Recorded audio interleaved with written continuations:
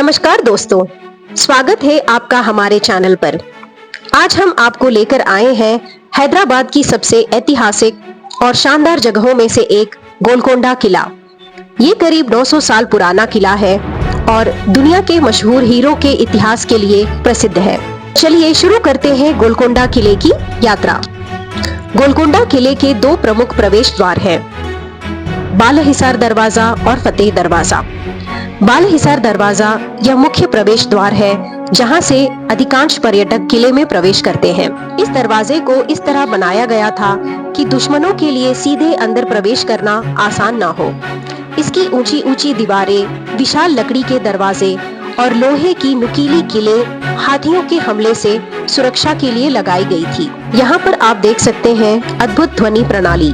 यहाँ से अगर कोई जोर से ताली बजाता है तो उसकी आवाज लगभग 1 किलोमीटर दूर किले के सबसे ऊंचे हिस्से दरबार हॉल तक सुनाई देती है।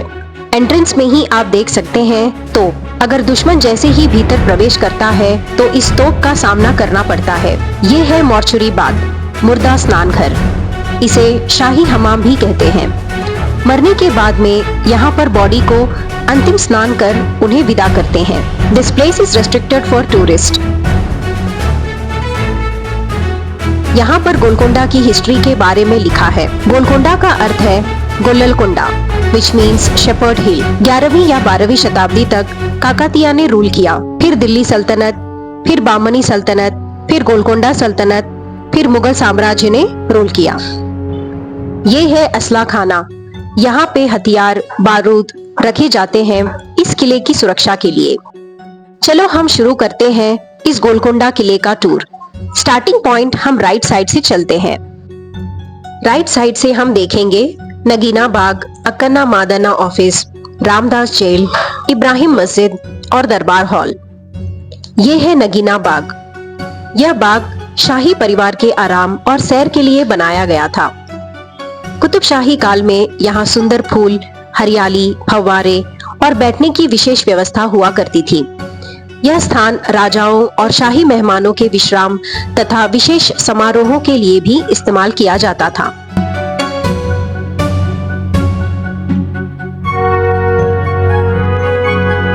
ये है विश्राम घर, गेस्ट हाउस। इसे शाही मेहमानों और अधिकारियों के आराम के लिए उपयोग किया जाता था। और उसके बगल में है अक्कन्ना मादन्ना ऑफिस। अक्कन्ना और मादन्ना कुतुबशाही शासन के अंतिम दौर में सुल्तान अबुल हसन तानाशाह के सबसे भरोसेमंद मंत्री थे।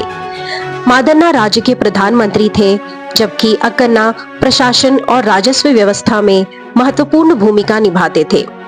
उन्होंने राज्य के प्रशासन को मजबूत बनाने और आर्थिक व्यवस्था को बेहतर करने में बड़ा योगदान दिया। Important administrative functions, tax administration and government decisions were made from here. अब चलते हैं दरबार हॉल की तरफ। यहाँ पहुँचने के लिए 350 to 400 सीढ़ियों से चलकर जाना पड़ेगा। वैसे इस किले में अलग अलग दिशाओं से भी आ सकते हैं, जैसे कि बगल वाले रास्ते से कुछ लोग आ रहे हैं बिना सीढ़ियों के।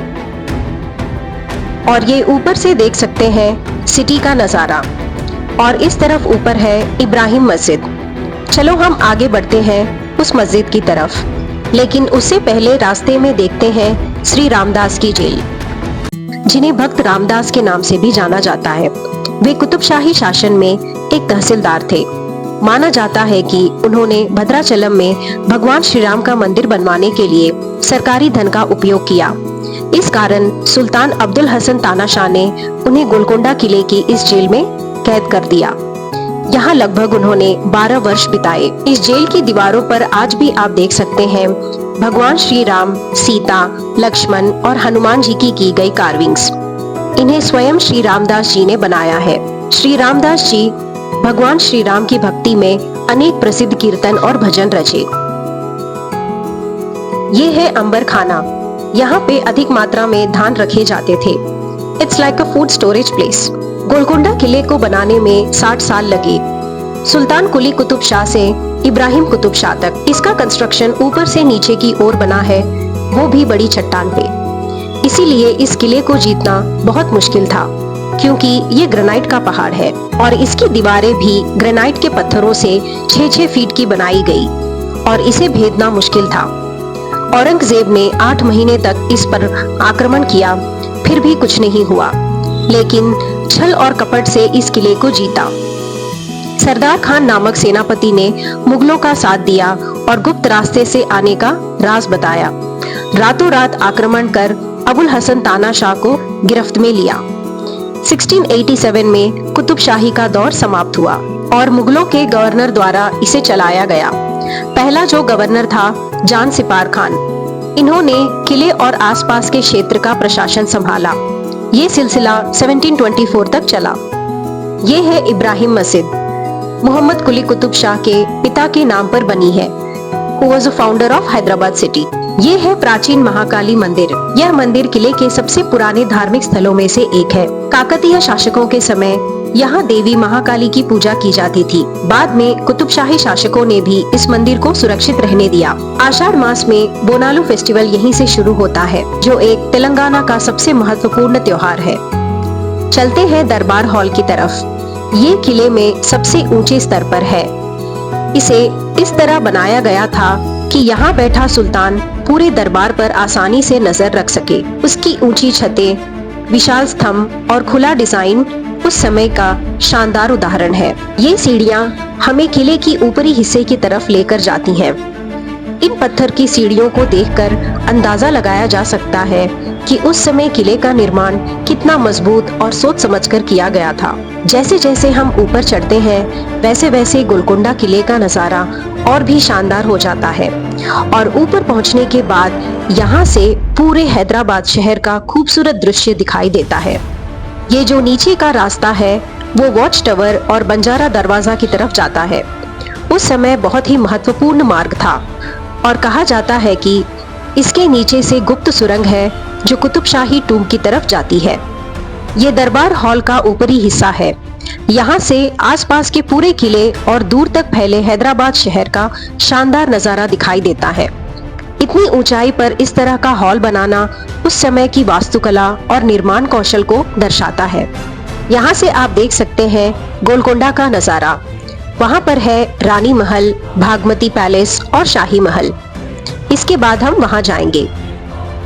दरबार हॉल, यह गोलकोंडा राज्य का प्रमुख प्रशासनिक और राजनीतिक केंद्र था। यहाँ कुतुबशाही सुल्तान अपने मंत्रियों, सेनापतियों और दरबारियों के साथ महत्वपूर्ण बैठकों का आयोजन करते थे। यहीं पर राज्य के प्रशासन, न्याय, युद्ध की रणनीतियों, विदेशी दूतों के स्वागत और महत्वपूर्ण सरकारी निर्णयों पर चर्चा होती थी।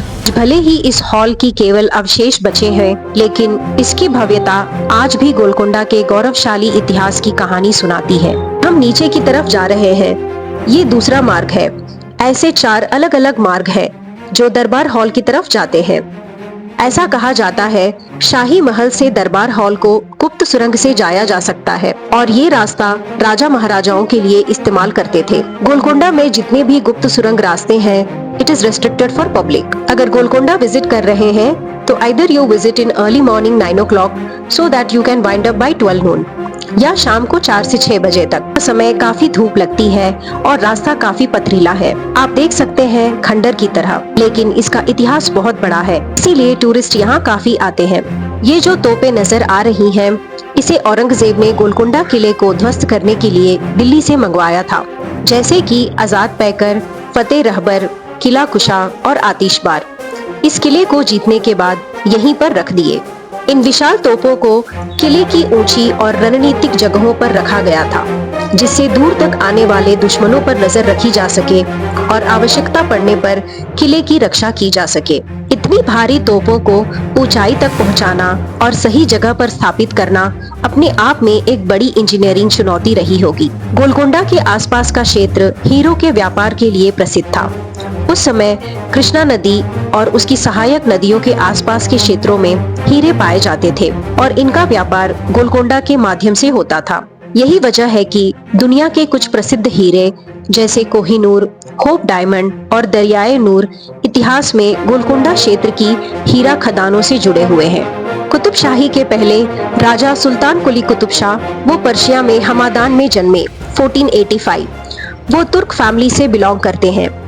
भारत में ये दिल्ली सल्तनत में एक सिपाही के तौर और बामनी सल्तनत के कमांडर के तौर और फिर गवर्नर के तौर पर काम किए। जब बामनी सल्तनत टूट गई तब ये गोलकोंडा सल्तनत के राजा बने 1518 में। तब से कुतुबशाही शुरू हुई। इन्होंने 170 साल तक शासन किया 1687 तक। चलो देखते हैं रॉयल पैलेस। यहीं पर रानी महारानी राजा लोग रहते थे। यहाँ पर काफी अलग अलग कक्ष बनाए गए हैं और आसपास ही रानी और राजा के प्राइवेट रूम्स, गेस्ट रूम्स हैं। 400 साल पहले इसकी भव्यता और आकर्षण काफी प्रसिद्ध थी। इसे पर्शियन और इस्लामिक स्टाइल में बनाया गया है। यहाँ बड़े बड़े मेहराब, ऊंची दीवारें, विशाल हॉल और मजबूत पत्थर की संरचनाएं देखने को मिलती है, लेकिन ये अभी खंडर की तरह दिख रहा है। देश विदेश से इसे देखने के लिए साल में लाखों टूरिस्ट आते हैं।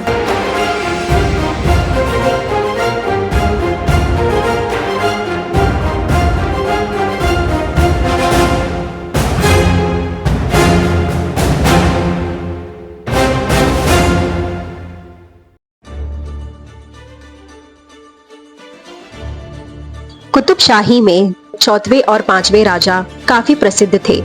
इब्राहिम कुतुब शाह और उनके बेटे मोहम्मद कुली कुतुब शाह। इब्राहिम कुतुब शाह के शासन में गोलकोंडा किला पूरी तरह से कंस्ट्रक्ट किया गया। इब्राहिम कुतुब शाह ने तेलुगु की लड़की भगीरथी से शादी की थी और इन्होंने ही पहली बार रामायण और महाभारत संस्कृत के बजाय तेलुगु में लिखाया और उसी कला को दरबार में प्रस्तुत किए। इन्हें म्यूजिक, डांस और लिटरेचर में काफी रुचि थी। गोलकोंडा किले के इतिहास में कला और संस्कृत का भी महत्वपूर्ण स्थान था। इब्राहिम कुतुब शाह के दरबार में संगीत, नृत्य, कविता और साहित्य जैसी कलाओं को संरक्षण दिया जाता था। ये जो देख रहे हैं आसपास में शाही महल, रानी महल और भागमती पैलेस है। We'll walk through all this and we'll see arch and the pillars of these palaces which still exists.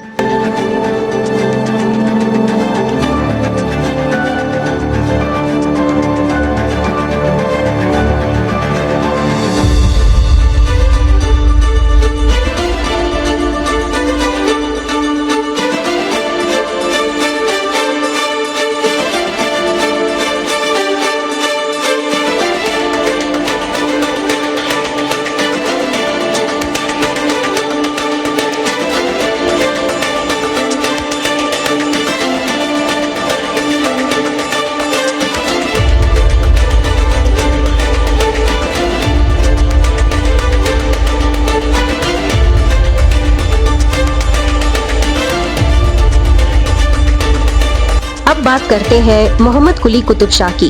ये इब्राहिम के बेटे हैं। इन्होंने तेलुगु और फारसी के साथ साथ दक्कनी भाषा में भी कविता लिखी।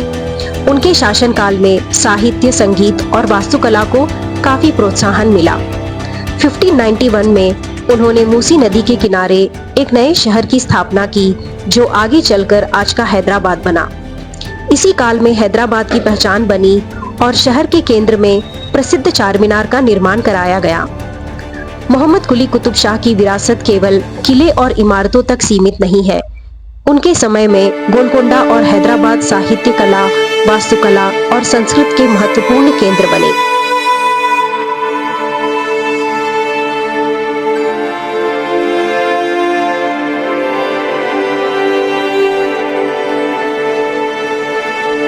अभी जो हम देख रहे हैं इस महल में कुछ गुप्त रास्ते हैं, अंडरग्राउंड टनल्स जो चार मीनार तक जाते हैं। अंडरग्राउंड तहखाना और खजाना, इसके लिए भी अलग से गुप्त रास्ते थे।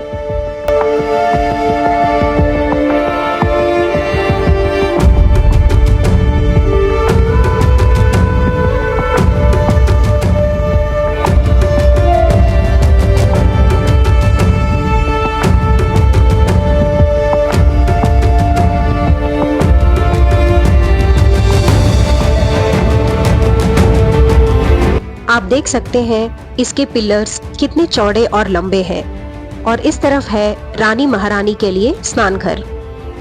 कुतुब शाही काल में हमाम केवल स्नान करने के लिए नहीं बल्कि आराम और शरीर की देखभाल के लिए भी इस्तेमाल किए जाते थे। इस हमाम की सबसे खास बात इसकी जल व्यवस्था और वास्तुकला थी। उस समय आधुनिक पाइपलाइन या नल की व्यवस्था नहीं थी।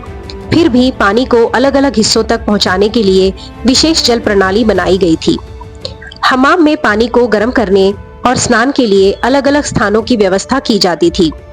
दीवारों और फर्श के नीचे बनी जल प्रणाली के माध्यम से पानी को आवश्यक स्थानों तक पहुंचाया जाता था। यहाँ की मोटी मोटी दीवारें, छतें और पत्थर की संरचना कुतुब शाही काल की वास्तुकला को दर्शाती है। शाही परिवार और दरबार से जुड़े महत्वपूर्ण लोगों के लिए ऐसे स्नान घर आराम और व्यक्तिगत देखभाल का हिस्सा थे। यानी उस समय की शाही जीवन में स्वच्छता और आराम को काफी महत्व दिया जाता था। और यहाँ से आप देख सकते हैं बाहर का बहुत ही खूबसूरत नजारा। और इस तरफ रात में लाइटनिंग शो किया जाता है। और बीच में जो देख रहे हैं तारामती मस्जिद है।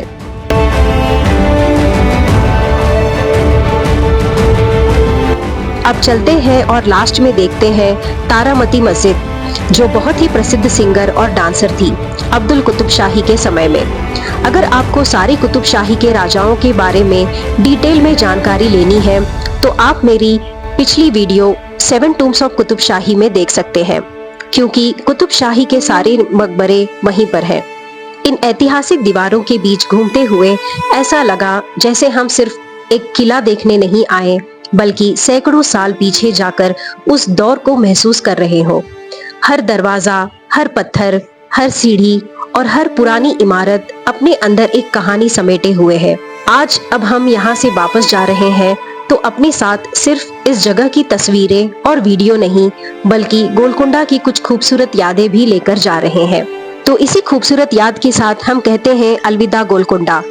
अगर आपको ये वीडियो पसंद आया हो so like, share and subscribe my channel. Thank you for watching this video. See you in the next vlog. Take care. Bye bye.